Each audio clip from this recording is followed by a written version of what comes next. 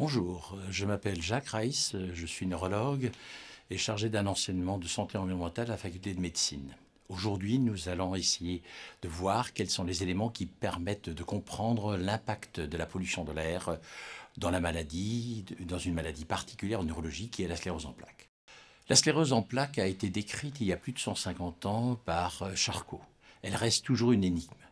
On considère qu'il s'agit d'une maladie à la fois inflammatoire, auto-immune et bien évidemment chronique survenant chez l'adulte jeune. Comme il y a une interaction qui est probable entre l'environnement et la susceptibilité génétique, on considère également qu'il s'agit d'une maladie dite complexe. La complexité est également liée à l'apparition des symptômes neurologiques qui sont multiples et variés et qui en font une grande simulatrice. Le second élément important dans la clinique est l'évolution de cette maladie qui peut se faire de manière progressive ou avec des poussées ou en combinant les deux. On se retrouve donc avec une nécessité d'un diagnostic très précis qui va mettre en évidence une dissémination à la fois temporelle et spatiale et donc justifier d'investigations complémentaires pour asseoir ce diagnostic.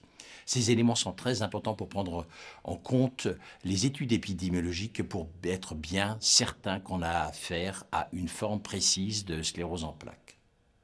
Le second élément de cette présentation est de connaître un petit peu mieux la définition de ce qu'on pourrait appeler la pollution de l'air. Alors la pollution de l'air a différents types d'entrées. On peut parler des axes de classement de la pollution de l'air, donc la présence de substances qui ne sont pas appropriées, qui ne sont pas naturelles. Il peut s'agir à la fois de substances chimiques ou de substances biologiques. Alors l'élément très important également est de savoir si cette pollution de l'air touche l'air intérieur, celui des maisons, où nous passons 90% de temps, ou alors l'air ambiant ou atmosphérique. Bien évidemment, les sources de pollution ne sont pas les mêmes. Ce qui me paraît très important à retenir dans cette diapositive, c'est simplement la distinction qu'il y a entre les contaminants chimiques et les polluants de nature biologique qui peuvent être des germes, virus, bactéries, bien évidemment, mais également des toxines.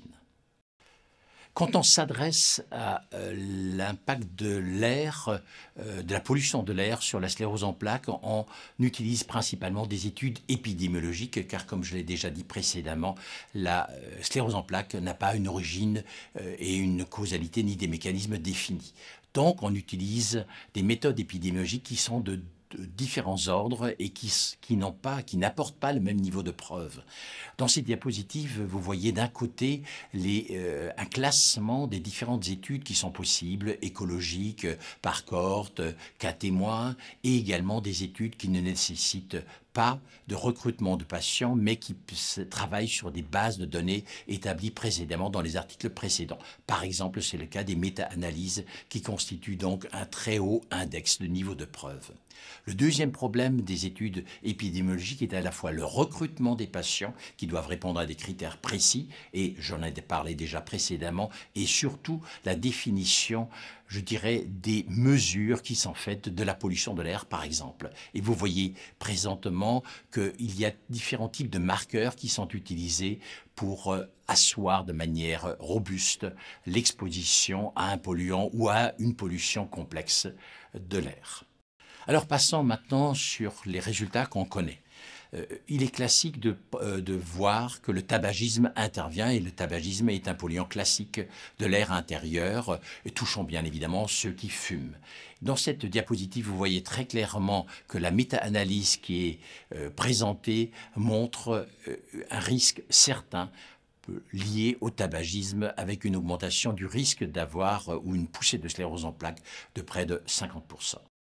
C'est encore une fois une méta-analyse que je vous présente cette fois-ci qui concerne les solvants. L'exposition à des solvants, principalement de manière professionnelle, montre très clairement une augmentation du risque d'avoir une sclérose en plaques. Et là, de nouveau, on se retrouve avec des odds ratios qui sont de l'ordre de 1,5, donc 50% de risque en plus quand on est exposé à des solvants. Le problème de la pollution de l'air est bien différents. L'intérêt pour cette pollution de l'air est apparu déjà dans les années 80 avec une première étude de Kurtzky qui faisait une revue de l'ensemble des facteurs, notamment climatiques, qui étaient susceptibles d'avoir une action et représentaient un facteur de risque pour la sclérose en plaques. Et il avait constaté déjà que la pollution de l'air, qu'il mesurait avec un index de la qualité de l'air aux États-Unis, était un élément indépendant, était un élément important.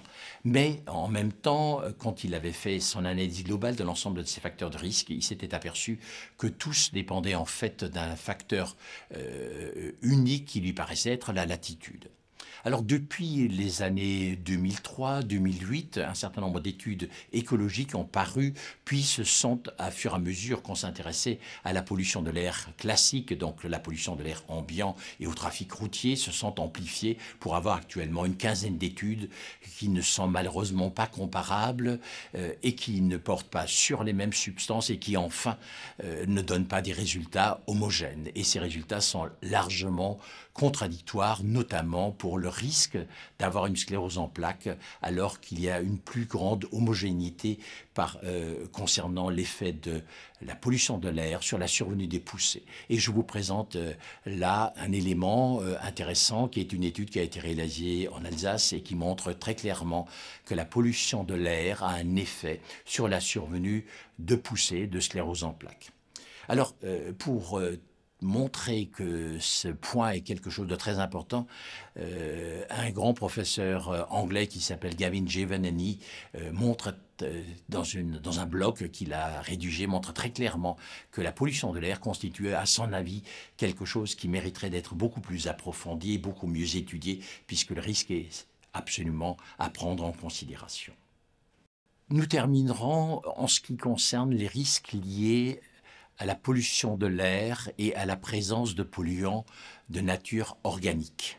Alors, ces polluants de nature organique pourraient être des toxines, mais sont principalement des germes, notamment des bactéries ou des virus. Et là également, les résultats sont tout à fait intéressants.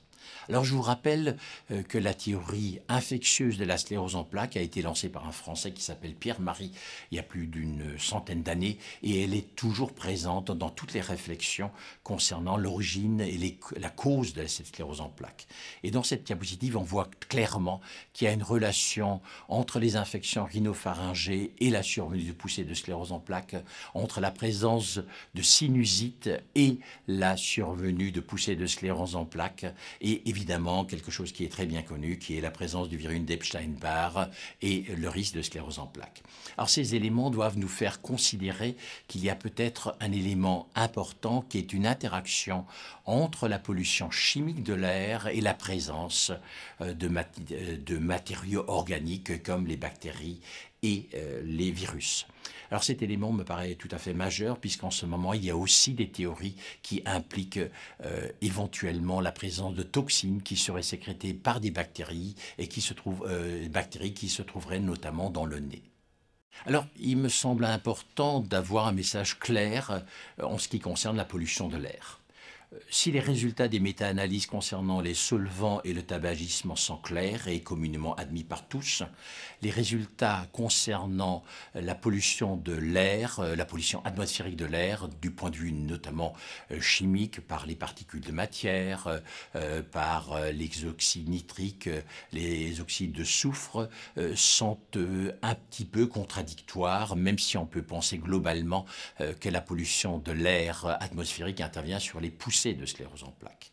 Alors, ce qui devient tout à fait compliqué, c'est d'intégrer l'ensemble de ces facteurs de risque, qui ne sont jusqu'à présent que des facteurs de risque avec un risque qui est augmenté et n'ont aucun élément de causalité certaine, d'intégrer tout ceci dans l'ensemble des facteurs de risque que je présente sur cette diapositive et qui intègrent bien évidemment les problèmes infectieux, les facteurs de risque chimiques et les facteurs de susceptibilité. Alors, c'est pas très étonnant qu'on n'en sache pas très bien comment faire et comment intégrer tous ces éléments puisque la sclérose en plaques reste une maladie dont on ignore la cause. Merci pour votre attention.